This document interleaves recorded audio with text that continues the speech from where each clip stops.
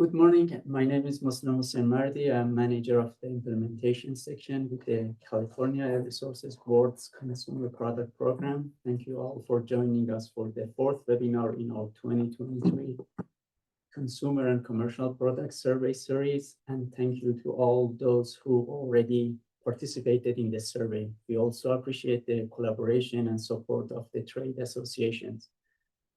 In this session, we'll be giving a status update on the 2023 survey.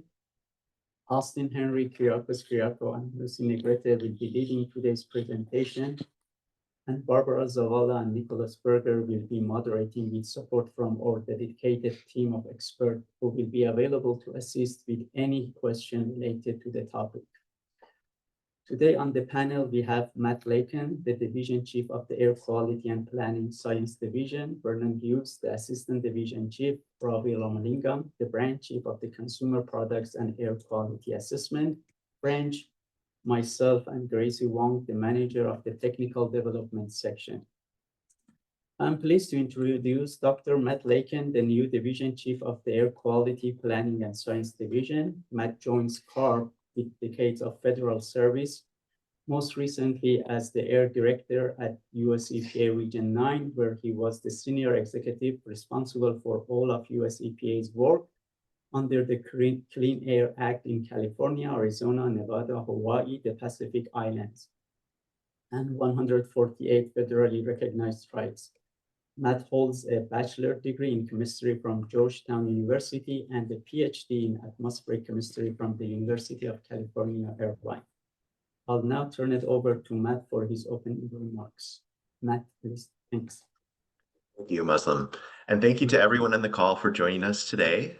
CARB's Consumer Products Program is part of the overall effort to reduce the amount of volatile organic compounds, toxic air contaminants, and greenhouse gases emitted from chemically formulated consumer products.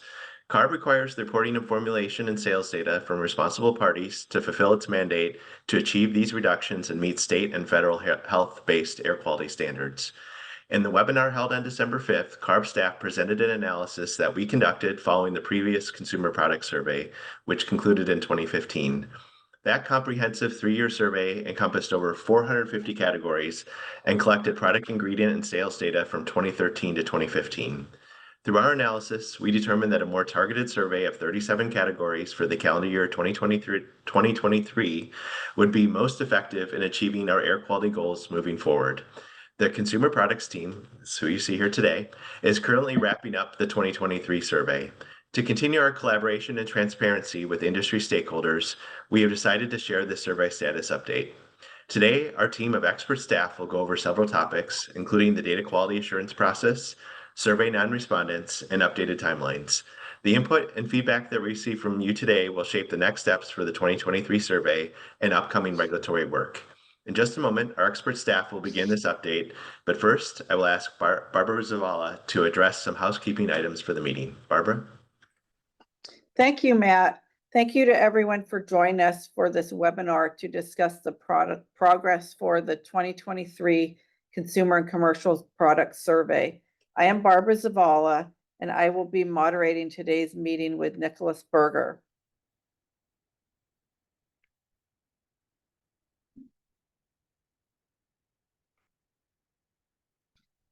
Before we get started, I will go over housekeeping items and provide some information on how public participation will be organized for today's meeting.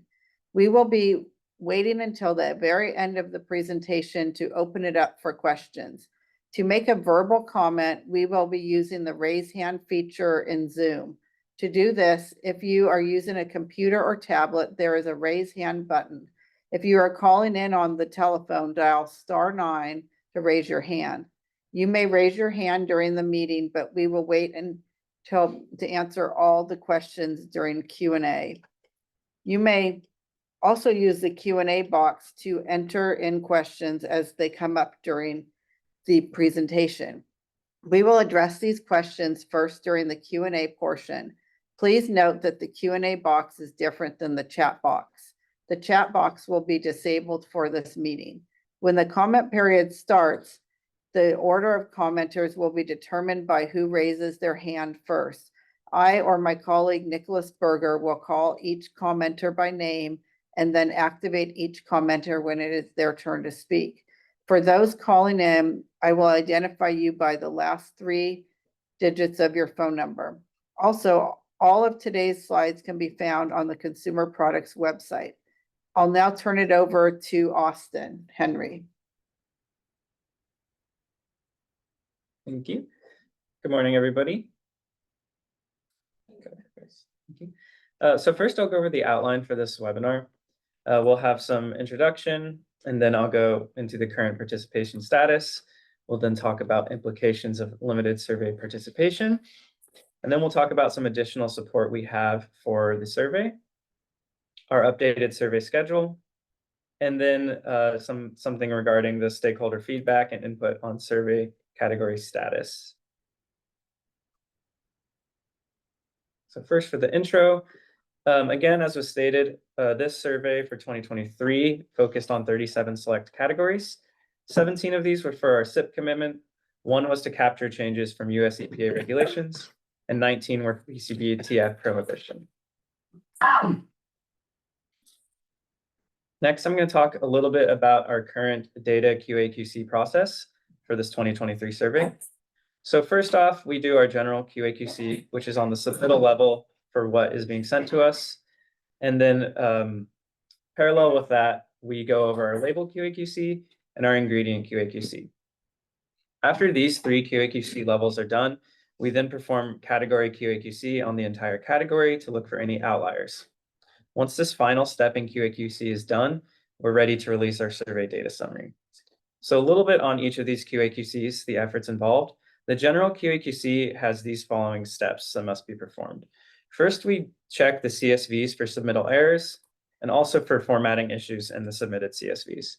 We then also check the product UPCs that are submitted and spot check formulations versus the product label. We also do an important check for inflated sales mass, which looks at the units sold reported, the multi-pack, and volume information such as the container fill and also the density.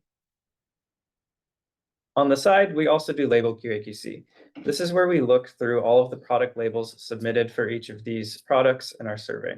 So first we check and make sure that all the labels were in fact submitted, and then we check to make sure that the survey category codes assigned are correct. We then do some other small corrections for the product form and delivery, and then again do checks for inflated sales mass. So here we compare, for example, the container fills reported in the survey versus the container fills listed on the labels. And the next step, we have our ingredient QA/QC, which is an involved process to make sure that we can track all the ingredients that are reported in the survey. First off, we flag all potentially newly reported ingredients. In this case, there's about 7,300 this year. We then correct any mismatches, typos, issues with the CAS number and the chemical names reported, and then identify physical and chemical properties of these new ingredients. After we identify these properties, this allows us to classify these ingredients as TOG, inorganic, or non-volatile organics. And then lastly, we identify the reactivity of these ingredients. Then these are incorporated into our database, which is then run against new surveys that are submitted so that we don't track new ingredients more than once. Next, I'll talk a little bit about our timeline. And first, I'll start on the survey side here. So on December 3rd of 2024, our survey was launched, and the original deadline listed was April 8th, 2025. And now, as of this webinar, the new deadline extension is September 22, 2025. In early October 2025, we will begin our preliminary identification of categories with persistent underreporting. And then on the regulatory side, sorry, one more click, please. Oh, it didn't show up for me. Sorry. On January 2026, we will have our survey data summary release for the survey. Also, we will list our TOG list. In March to May 2026, we will begin our pre-regulatory category evaluation and hold our stakeholder webinars and workshops. And in late December 2026, we will consolidate our category regulatory strategies and prepare our ISOR. In late October 2027, we'll have our regulatory amendment board hearing. Okay, so moving on, now I'm going to talk about the current participation status for this 2023 survey. So first, I'm going to show a table here that has an overview of our survey compared to the 3-year survey, that 2015 date for the 37 targeted categories in that 3-year survey. Again, this is because the 37 targeted categories were selected for this 2023 survey. In total, we have 417 reporting responsible parties this year, compared to 894 in the 3-year. 42,000 products compared to roughly 60,000 products in the 3-year. 613,000 ingredients compared to roughly 525 for the 3-year. And then again, we have those 7,300 potentially new ingredients to QA/QC this time around. Now I'm going to dive a little bit deeper into the breakdown of the responsible parties or the companies that are reporting for this survey. So participants who were in both the 3-year survey and the 2023 survey, there's 223. For first-time participants, we have 194, and we are left with 574 that fall into the non-responding company list as of August 28, 2025. This list is posted on our website. And again, I mentioned this is from August 28, 2025. If you've reached out to us with any information, then your company may have been removed from this list. And some of these following reasons are, for example, if the company was verified as no longer being in business in 2023, or was reported in 2023 under a new name, or last, if it was acquired by and then subsequently reported under a different company in 2023. Next, I'm going to give a little bit of an overview by sector for the 2023 survey. So these next 4 charts I'm going to show has a bar graph, the dark blue representing the number of companies reporting for these categories in 2015, and then the light blue representing the number of companies reporting for these categories in 2023. This sector I'm showing here is the adhesives, sealants, and related products sector, and we have 3 categories here. Next, this is the bulk of the categories fall into this sector, the household and institutional products. This one has 19 categories in it. And again, that dark blue represents the 2015 number of companies. And then the light blue is the 2023 number of companies. I know this is a little bit dense, but again, these slides will be posted on our website. So if you need to take a deep dive into these categories, you'll be able to do so. But again, this is the number of companies for 2015 versus 2023. Next up, we have our personal care products. There is 8 categories listed here. And then again, just want to state this is number of companies. So this isn't covering, for example, number of products per category, ingredients, or sales mass. And then this is the last slide of this type I'll show. This one has 2 sectors. It has our solvent and thinning related product sector and our vehicle and marine vessel aftermarkets product sector. That vehicle and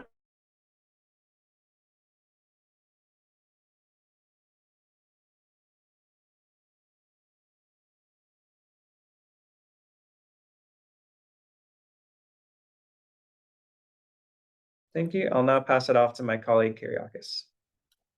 Thank you, Austin. We'll move on to discuss the implications of limited survey participation in some categories.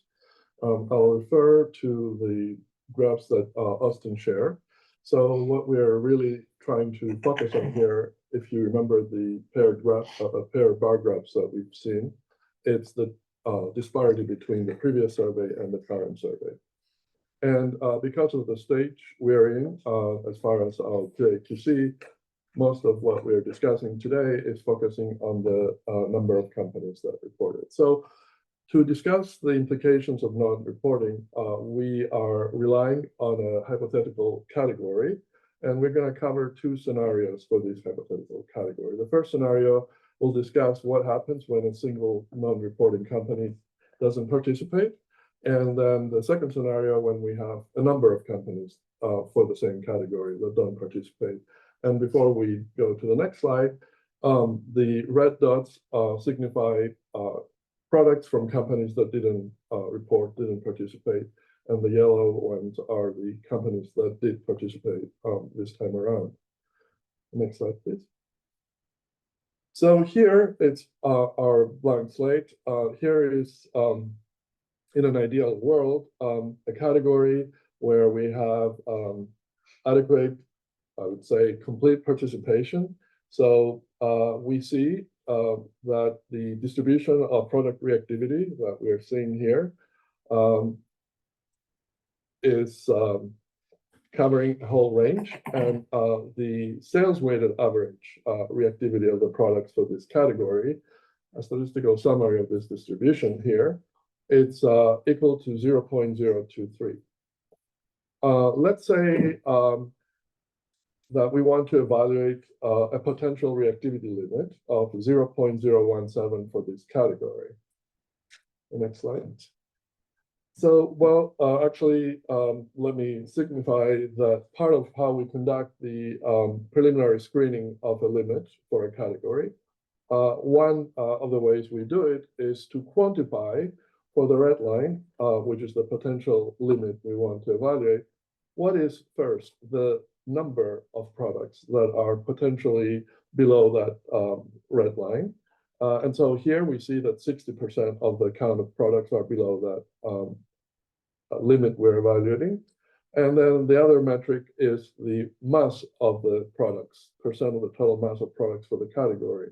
59% of the total mass of products shown here are able to comply with this potential limit of 0.017. So let's see what happens when we go to a situation where a significant company, significant both in terms of the number of products and the mass of those products and the range of reactivity of those products in this category has not reported. So we see all those earmarked products associated with this company flagged in red. So what happens when this company doesn't participate in the survey? Next slide, please. So what we see is that when this very significant company fails to report for this category, the sales weighted average reactivity of what was reported is significantly lower than what it was for the entire set if we had complete participation. So from 0.023, the weighted reactivity for the category with significant underreporting because of this one company not participating drops to 0.01. But let's say we're still interested to evaluate this potential reactivity limit of 0.07 with the missing input of this company, the significant company that didn't report. So if we calculate the same metrics as we did with the scenario where everybody reported, we see that one of the most striking things is that now the percent of the mass of products that are able to comply with the same limit, it went from 59 to 70%. So what does that mean? It means, we could interpret it as the non-reporting of significant company by a significant company makes the compliance with the limit we're evaluating appear easier. So the market share is higher. So this could be an indication that if 70% of the mass is of the product is able to comply with this limit, that perhaps we could evaluate a lower reactivity limit. So next, we'll look at a different scenario for the same category. Again, back to the baseline, everybody reported. If everybody reported, again, we see that the sales for all the products for this category would be a little over 1,000 tons per day. The weighted reactivity is the same as we discussed earlier, 0.023 with full participation. And therefore, the ozone forming potential for this category with participation from all these companies is 23.3 tons per day. So in this scenario B, we'll see what happens now if the company we seen in the previous scenario that didn't participate and a number of other companies, a total of about 20% of the count of companies do not report in this category.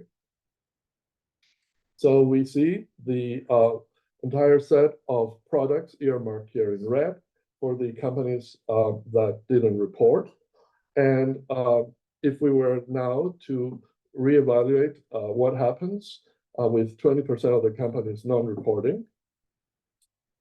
The sales dropped from over 1,000 to 308 tons. And the sales weighted average reactivity from 0.023 is down to 0.012. And then the ozone forming potential corresponding to all the companies that did report, minus the 20% of the companies that didn't. For the companies that did report, the ozone is down to 3.7 tons per day. So again, here we see the companies that didn't report. And then if we were to estimate what's happening and the significance and the implication of non-reporting by these companies, we have missing sales and we have a missing ozone forming potential representing the absence of these companies and their products. So what we need to do is to acknowledge that these missing non-reporting companies and their products need to be taken into consideration, and they will be taken into consideration. Later on, we'll discuss, present two options we want to share with you about how to account for these missing products and their significance in terms of ozone, sales, and emissions. Before we move on, though, I would like to say that it is best, as we all understand, to have full or complete participation by companies. It's to everybody's interest to have as realistic of a representation of the companies as possible. If we don't, then it will present challenges we'll discuss as far as how we proceed. We will be using the products reported in the current survey and the distribution of those products' sales and VOC content and reactivity to conduct our assessments as we discussed, and then to construct a corrected inventory of sales and emissions and ozone, and also to conduct our analysis of reductions from these categories for different limits we want to evaluate. We'll then come in and externally adjust to recognize the impact of missing companies and their sales and contribution to emissions and ozone. And with that, I would like to pass it back to Austin. Thank you, Kyriakis. So now I'll just talk very briefly about some additional support we offer for the survey. And then just a quick reminder, the survey has been extended to September 22nd. And I just want to showcase to everyone that we do offer one-on-one assistance. If you simply email us at 2023cpsurvey@arb.ca.gov, we'll get back to you and can help schedule a meeting if you so desire. If you do, please put live survey help into the email subject line and then provide some contact information so we can schedule a Microsoft Teams meeting with you. Again, we want this to be as easy for you as possible. So if you find yourself running into any issues, please reach out to us really for anything. Parts of this survey can be, especially if you're a larger company, it may be that you have a lot of data or anything may be complicated. So please reach out to us. Okay, that was my brief little blurb on that, and I'll pass it on to Lucy. Thanks, Austin. So next up, I'll be talking about the updated survey schedule and possible remediation options for persistent underreporting. So first, our timeline, as we previously displayed. With the extension of the timeline and potential remediation of underreporting, we have new events to add. So in late October, we'll complete QA/QC of additional submittals from the extended deadline. In mid-January 2026, we'll initiate remediation of category reporting shortfalls. In late January 2026, we will have a draft survey data summary workshop for stakeholder input.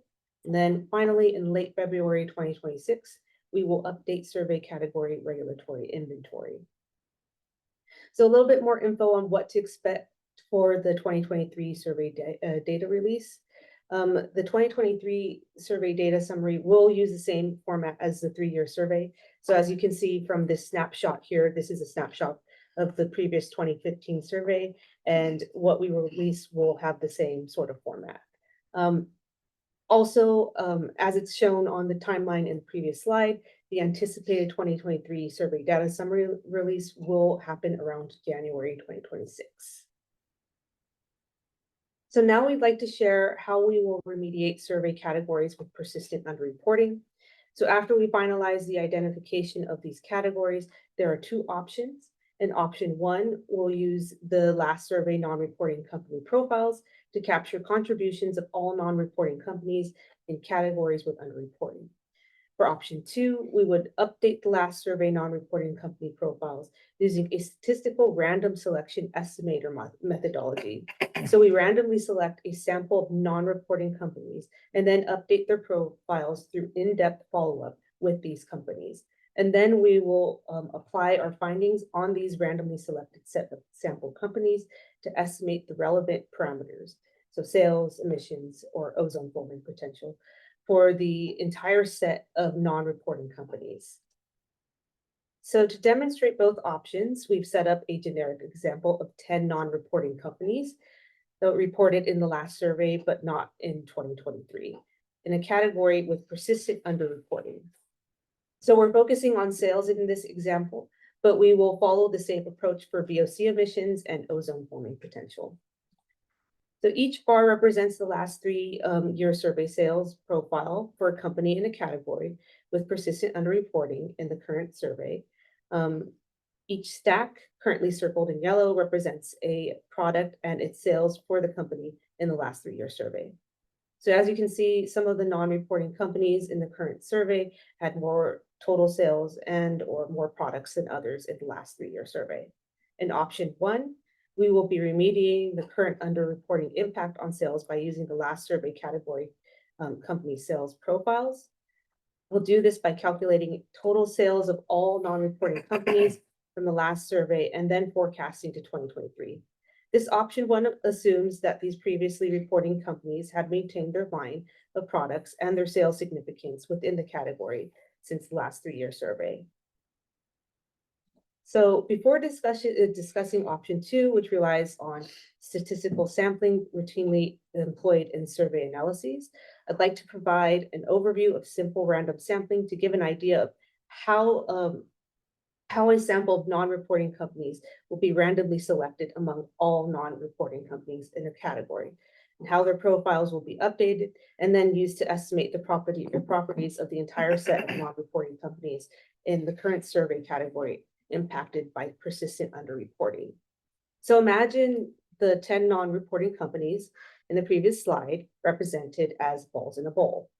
A random blind sample of 3 companies would be taken, and we would then conduct in-depth follow-up with those companies to update their category profiles of sales, VOC emissions, and ozone forming potential. And then using a statistical random sampling estimator, we would then update the 2023 estimate of the total population of the 10 non-reporting companies.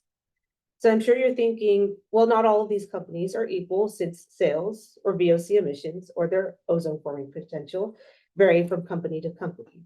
And this presents a great argument for us to use weighted random sampling rather than simple random sampling. So weighted random sampling relies on a weight of significance to the intended use of the data. But in our example, we illustrate the use of company sales in the category. Another weighted random sampling parameter that is a policy choice is the size of the random sample. That is how many random samples of non-reporting categories will be drawn from the total population of non-reporting companies in the category. In this example, for illustration purposes, the size of the random sample is 3 non-reporting companies. In practice, the size of the random sample is a policy decision that involves a consideration of the estimated staff and time resources needed for in-depth follow-up with each non-reporting company. So now imagine the same bowl of 10 non-reporting companies as balls of varying sizes.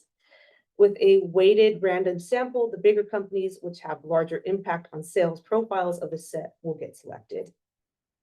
This method is particularly useful in populations with varying characteristics, as it ensures that important subgroups or non-reporting companies with larger sales are adequately represented in the sample.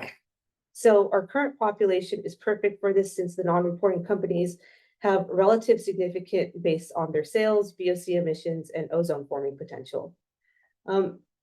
This approach helps mitigate bias, which we will prove in an upcoming slide, and enhances the reliability of the results obtained from the sample. Random sampling weight choices do not have to just be based on sales. They could also be based on VOC emissions and ozone forming potential. Also, it should be noted that the updated 23 data for the random sample of 3 non-responding companies will then be used with a scientifically established weighted random sampling estimator, which we will present through an example in our subsequent slides to estimate the updated 2023 properties of the entire set of 10 non-reporting companies in the category with persistent underreporting. And it is important to reiterate that the number of non-reporting companies in the random sample drawn will be based on resources needed for in-depth follow-up with the selected companies. So now that we've covered the concept of weighted random sampling, let's talk about option 2. We'll randomly select 3 non-reporting companies in a category with persistent underreporting, and then go through in-depth follow-up with these companies to update their last 3-year survey sales profiles. So looking at the chart with just our selected companies C, F, and I, in-depth follow-up will be used to update their sales profiles, and the updated 2023 sales profiles of the 3 randomly selected non-reporting companies will be used to estimate the total 2023 sales of all 10 non-reporting companies in the category. So we'll also update the VOC and ozone forming potential profiles of the same 3 randomly selected companies in a similar fashion in order to estimate the 2023 total VOC emissions and total ozone forming potential of the entire set of 10 non-reporting companies in the 2023 survey. So now we'll illustrate how we will use the weighted random sampling methodology to estimate the updated 2023 sales profiles. First, we estimate the probability that a non-reporting company among the set of 10 will be drawn.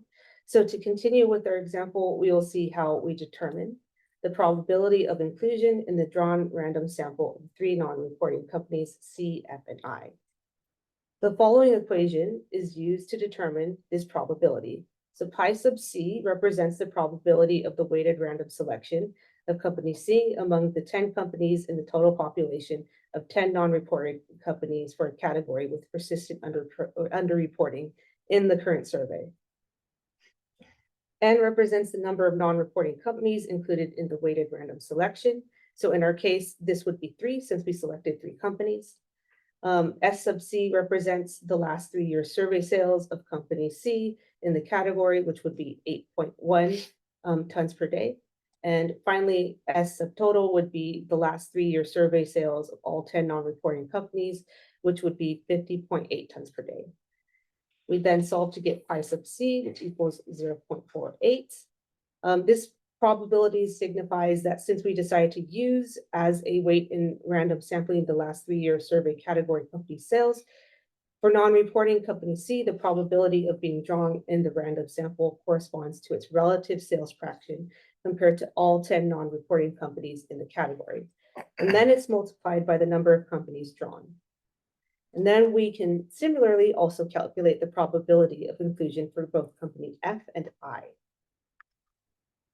So now that we've calculated the probability of inclusion in the random sample for each of the 3 companies drawn, with this data of the updated sales, we can use the scientifically established Horvitz-Thompson weighted random sample estimator to find the total 2023 sales for all 10 non-reporting companies. So a reminder that pi sub I is the probability of weighted random selection of a company. Next, we complete an in-depth follow-up for each of the 3 randomly sampled companies, and we collect their updated 2023 sales in the categories shown here alongside their last 3-year survey sales. S sub I would be the total updated 2023 sales for a company. Now we have all the data needed to estimate the total updated 2023 sales for the whole set of 10 non-reporting companies. So using the Horvitz-Thompson estimator, we get the following equation where S prime subtotal is the estimated total 2023 updated sales for all 10 non-reporting companies. Notice that the weighted probability of inclusion in the random sample for each of the 3 randomly selected non-reporting companies is recognized in the weighted random sampling estimation equation. Recognizing the probability of inclusion and the updated sales for each of the three randomly selected companies C, F, and I, we solve for S prime subtotal to get 78.3 tons per day in updated 2023 sales for all 10 non-reporting companies. So I said we would prove that this methodology is unbiased. So let's imagine a scenario where we've randomly selected our three companies, C, F, and I, and attempted to follow up, but instead had persistent non-reporting. It should be noted that in this actual scenario, we would use the company's category sales profiles from the last 3-year survey to forecast to the year 2023 instead. Here we want to demonstrate the unbiasedness of the weighted random sampling methodology. So we construct a scenario where all three randomly selected companies persist in non-reporting. For this methodology unbiasedness demonstration, we'll skip the forecasting to 2023, and we'll use the last 3-year survey, 3-year survey sales for each of the three randomly selected companies, unchanged for the year 2023 for non-reporting companies C, F, and I. So you see that if the 2023 sales are identical to the last 3-year survey sales, the weighted random sampling estimate of the total sales for all 10 non-reporting companies matches the actual reported sales of all 10 companies in the last 3-year survey. The weighted random sampling methodology and the Horvitz-Thompson estimator we presented for estimating the updated 2023 sales of all 10 non-reporting companies can also be used to estimate the 2023 VOC emissions and the ozone forming potential of all 10 non-reporting companies. The same equation applies for estimating the 2023 VOC emissions and the ozone forming potential of all 10 non-reporting companies as the equation used for estimating the updated 2023 sales. The estimation of the 2023 VOC emissions and ozone forming potential instead of the updated 2023 sales for each of the three randomly selected companies utilizes the updated 2023 VOC emissions and OFP profiles of the three companies constructed from the data collected during the in-depth follow-up with each of the three companies. The probabilities of weighted random selection of each of the three companies remain the same because they represent the same one-time random sampling drawn event. So there are obvious pluses and minuses for each of the two options we presented for estimating and remediating the impact of persistent underreporting in a survey category. So the appeal and simplicity and lack of any additional data and resources for option one that relies on the use of data from the last 3-year survey nearly 10 years ago is accompanied by its lack of recognition of market changes and impacts on the category. The well-established scientific basis of option two, based on the scientifically established weighted random sampling estimation methodology, provides a means to capture market changes and estimate more realistically the impact of underreporting in a category, but comes at a cost with potentially significant resource impacts. So now I'll turn it over to Kyriakis for our final part of the presentation. Thank you, Lucy. Next slide, please. So we gave an overview of where we see currently the disparities in reporting between the last and the current survey. We have focused the majority of our discussion and presentation today on the count of companies, the disparity between the last and the new survey, and where we see underreporting is focusing primarily on companies that reported or didn't report in this survey.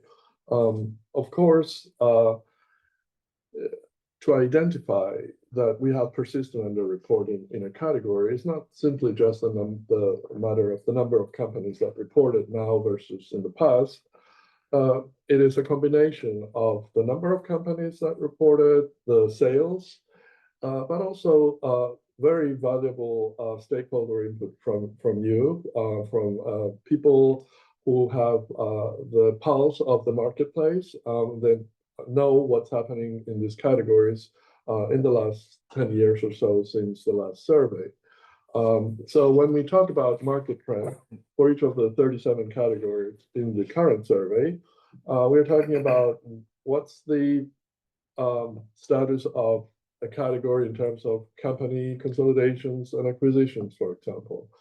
And more interestingly, perhaps, the trends in sales. Have there been any changes in sales before and after the pandemic? Any trends that endured and lingered post-pandemic, increases in sales or decreases? That is something that we would like to hear from our stakeholders, since you have a sense of what's happening in the market better than anyone.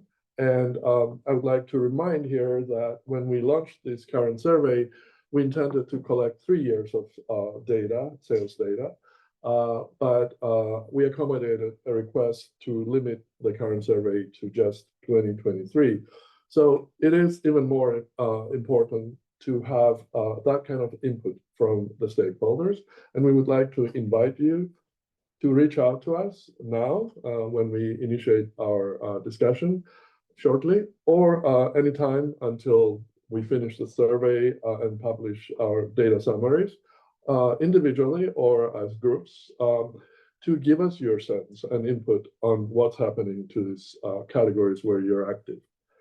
We also would like to hear from you about the 2 options we presented today about how to address categories that have persistent underreporting, whether we want to rely on the sales profiles and the emission and OFP profiles of non-reporting companies in a category with persistent underreporting from the last survey, could be 10-year-old data, or if we should proceed to do the random sampling to update the profiles of these companies and estimate in a more dynamic fashion what might be the contributions of the companies that didn't report in these categories. Finally, as we are closing the presentation, I would like to encourage you to take advantage of what Austin presented earlier, the unique opportunity to schedule one-on-one assistance to enable you to complete the submittal for the current survey. And with that, we'd like to thank you for participating in today's webinar, and we'll shortly open up for discussion, questions, and comments. So for questions, use the raise hand function. It's #2 if calling in by phone. The moderators will call on speakers by the last 4 digits of their phone number. So we are open for questions now.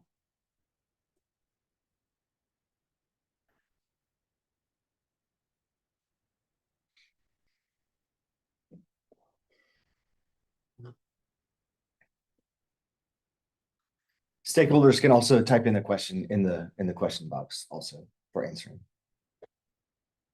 Colin says raise hand and the attendees.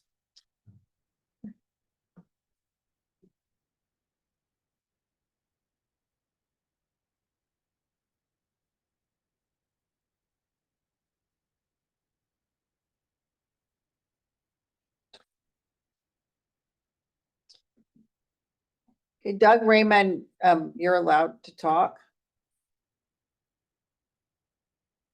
Okay.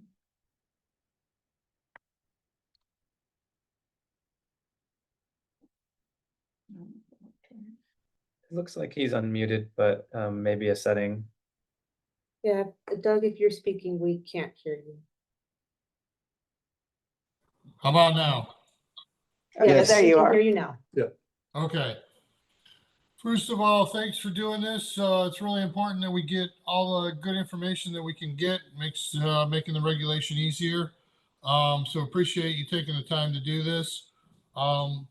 Just had a couple of questions. In your last 2013 through 2015, you put together a chemical list and assignments for 700 and some chemicals. Is it possible for you guys to enlarge that? That is a great database, and that would be well worth, I think, your time if you could enlarge that something, that has your CAS numbers, the VOCs, the LVP status, and the exempts on there. That would be one thing that would be great. Second thing that would be great, Lucy showed a slide of a snapshot of the slide 24, if you could put all of the categories that are currently out there on that, and follow that format for right now for the 2013 through 2015, it could start to help us, help some people look back and see what the MIR values were and stuff for the products back then. I think something like that would be very beneficial, and then we could just update it as you do it, and that would be really, really helpful. It would help us. As far as option 1 and option 2, you know, probably the weighted random 2 is probably going to be the way to go, but because you have numerous unreporting people, we don't know why, but I would vote for random weighted 2, but whatever you guys think. But anything you need from us, we can help you with. So okay, thank you, and thanks again. Good job. Thank Thanks, you. Doug. Thank you. Thank you, Doug. To respond to your first question, as you can see here on the schedule Lucy put back on, we intend around January, along with the release of our survey data summary, to also release the updated plot list. And then regarding the next question about the template that Lucy showed. So this is a template from the last 3-year survey. We put it up. It is posted. The link is there from the last survey. This is just to reiterate that we will maintain this format for the 37 categories in the current survey. And that's the format we'll use when we post our data summary for the current survey.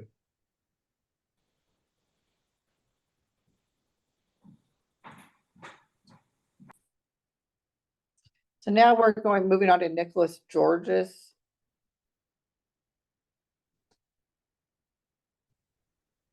All right, can you hear me now?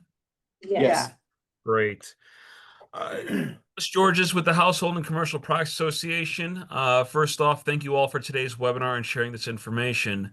HCPA, our members, and the broader industry appreciate everything you are doing to ensure the most accurate information possible ahead of future discussion on reductions up to the emissions inventory. I know this is a very time-consuming work that you all put into it, but again, want to thank you for that, and we all greatly appreciate it. As you know, HCPA has been and continues to be committed to assisting the agency in receiving information from non-respondent companies. However, while listening to today's presentation, I have to ask, for the second option, if you're able to get responses from non-respondents in order to update profiles, why not explain the importance of this mandatory survey and get them to provide actual data in support? The reality is no method on estimating is going to be perfect. And it behooves all of us to get you as many responses as we can. So, I mean, to that point, if there are companies that you want to continue to target, we continue to try to get, context and responses there. And I think that's where most of this effort needs to go. And I agree with Doug. I mean, the second option is probably better than the first here. But if you are able to get people to respond later than now, I still think it's best to get the actual data itself.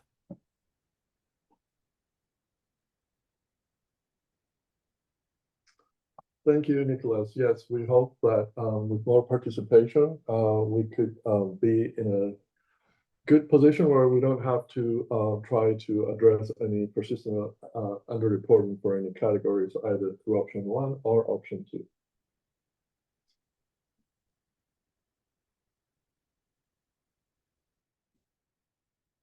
Doug Raymond, I think you have another question. I'll unmute you.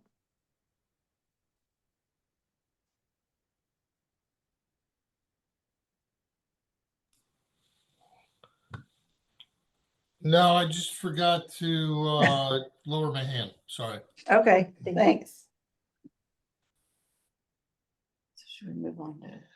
Hi, Barbara. This is Ravi. I hi. wanted to further respond and add on to Kyriakis's response to Nicholas George's comment. And yeah, I agree, Nicholas. it is always better to get real data from the real and current data as much as possible from companies that have not yet reported. And in the description we gave about that option 2, and we're talking about contacting 3 companies in that example. As part of that contact, yes, we would be getting in-depth data and fresh data from those companies. So that would further add to the library of, or the database of information that we're collecting as part of the survey. Thanks, Robbie. So we have a number of questions online. Should I just read them and then folks in the room can answer? From anonymous attendee, what information sources are used to approximate total volume use market size that might help to refine the Model 2 option? Maybe Kyriakis or Yeah, I'll take that. So for option 2, the whole idea is that we do a random selection of 3 companies, and the crucial step is the in-depth follow-up with the 3, in the example we showed, randomly selected companies, to get from them their updated sales and specification information for the products in the category that we're trying to address, persistent underreporting. So to answer the question, the first part of the question, it's the source of information would be the in-depth follow-up with the randomly selected companies. So then, using the methodology that Lucy walked us through, and the probability that these companies were drawn in the first place, we used the well-established Horvitz-Thompson random sampling estimation methodology to estimate the total sales for the entire set of companies that didn't report in the category we're trying to remediate, and likewise to estimate the total VOC emissions and total ozone forming potential of the 10 companies in the example we showed that didn't participate in the survey. So it's the whole premise of this random sampling methodology is you randomly select, the randomness is an indication of the unbiasedness of the whole approach. Then you get data, updated information through in the follow-up from these companies, and then you use that data to estimate what is the missing contribution of the entire set of non-reporting companies in the category. Great, thank you, Kyriakis. Next question, anonymous. What role does enforcement play in driving additional survey responses? We have, like in the last survey and this survey, we're not linking participation in the survey or not, or what is reported if people do participate with any enforcement actions. Enforcement comes into play when there is a standard or when we will adopt a standard for some of these categories, and there are companies with products that end up not being compliant with any applicable standard. But for the survey and the survey responses, as we did last time, we need to make it abundantly clear that whatever is reported or those companies that don't report are not going to be used to take enforcement actions. Thank you, Kyriakis. Next question is from Patricia Barone. How are you handling questions, acquisitions, and divestitures in the past year in terms of the survey? And Austin, do you have an answer? So when you're reporting your survey, we track some information regarding that. For example, you can list your parent companies, or if you are the parent company yourself reporting multiple businesses under your own umbrella, you can list all the products from those acquired companies in your survey.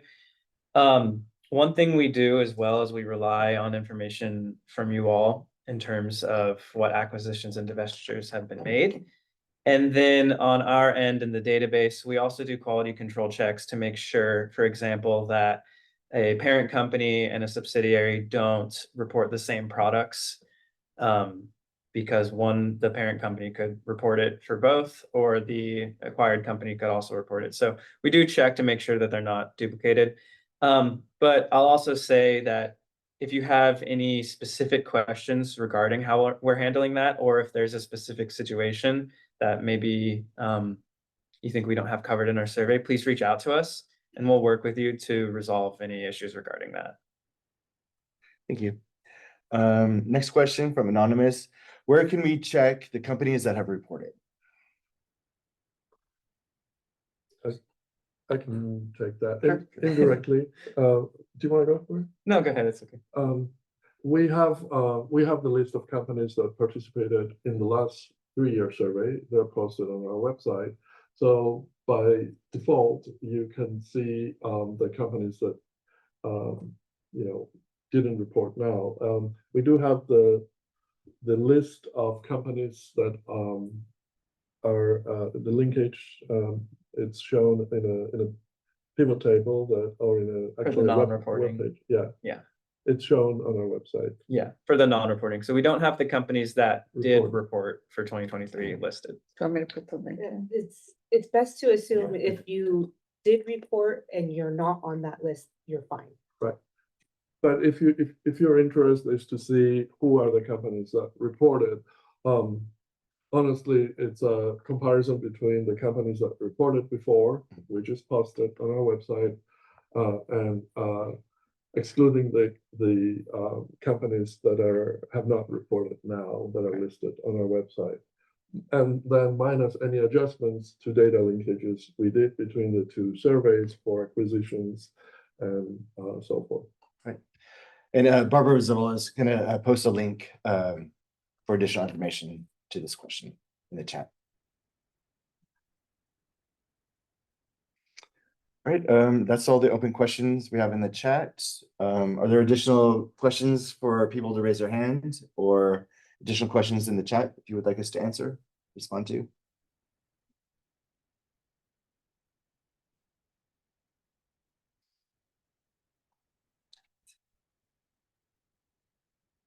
We'll just wait a couple more minutes for folks to type in their questions or to raise their hand. Oh, I was just gonna say, of course, if you come up with something later as well, that same email we listed for survey help, you can send your question there too, and we'll also be able to help answer it.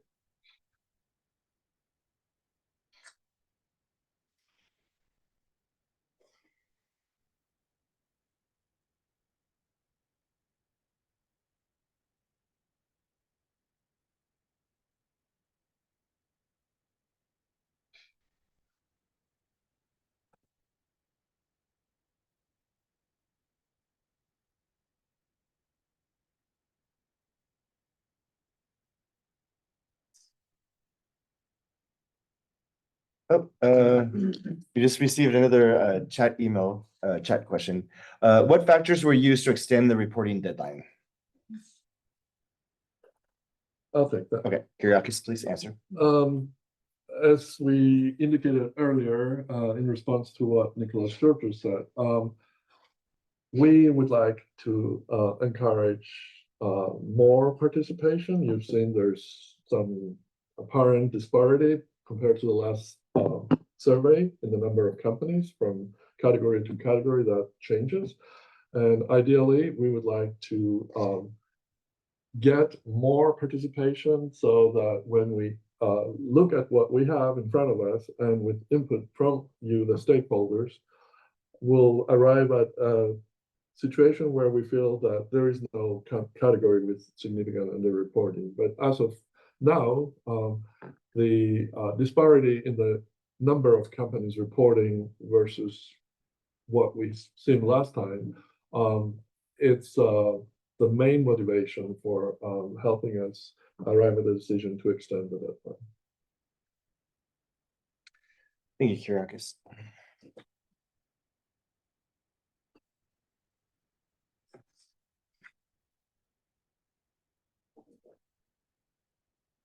So I think we'll just wait another minute or so if people still have additional questions. Additionally, as was mentioned, if you have questions, you can always email us at the email address that's included on the slide, and we will definitely help you with the response.